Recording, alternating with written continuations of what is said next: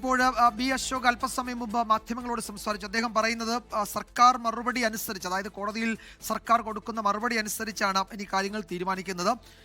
മുഖ്യമന്ത്രിയുടെ കെ ജയകുമാറിന്റെ പ്രതികരണത്തിൽ നിന്ന് എൻ്റെ ഹർജിയുടെ സ്വഭാവം എല്ലാവർക്കും ബോധ്യപ്പെട്ടിട്ടുണ്ടാകുമെന്നാണ് അദ്ദേഹം പറയുന്നത്. മുഖ്യമന്ത്രി എന്തെങ്കിലും പറഞ്ഞാൽ അതിന് തൽക്കാലം ഞാൻ മറുപടി പറയുന്നില്ല എന്ന് അശോക് പറയുന്നു. ഹർജി നൽകാൻ നിയമപരമായി തടസ്സമൊന്നുമില്ല എന്നാണ് ബി അശോകിന്റെ പ്രതികരണം. ഏതായാലും അദ്ദേഹത്തിന്റെ നിലപാടിൽ ഉറച്ച് നിൽക്കുകയാണ്.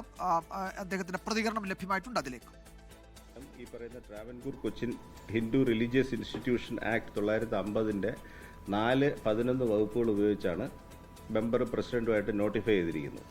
ആ നോട്ടിഫിക്കേഷൻ ഞാൻ പരിശോധിച്ചപ്പോൾ അത് 7-ാം വകുപ്പ് പ്രകാരം അയോഗ്യതയുള്ള ഒരാളിനെയാണ് നിയമിച്ചിരിക്കുന്നത്. അപ്പോൾ ആ ആക്റ്റിൽ തന്നെ കേരള അസംബ്ലി പറഞ്ഞിട്ടുണ്ട്, അങ്ങനെ അയോഗ്യനായ ഒരാളിനെ നിയമിച്ചാൽ 8-ാം വകുപ്പ് അനുസരിച്ച് ഏതൊരു ഹിന്ദുവിനും തിരുവനന്തപുരം ജില്ലാ കോടതിയിൽ അത് ചോദ്യം ചെയ്യാറുണ്ട്. അതുകൊണ്ടാണ് ഹർജി കൊടുത്തിരിക്കുന്നത്. 4-ാം തീയതി അദ്ദേഹം രാജിക്കത്ത് സമർപ്പിച്ചിട്ടായിരുന്നു 15-ാം തീയതി ചുമതല എടുക്കേണ്ടത്.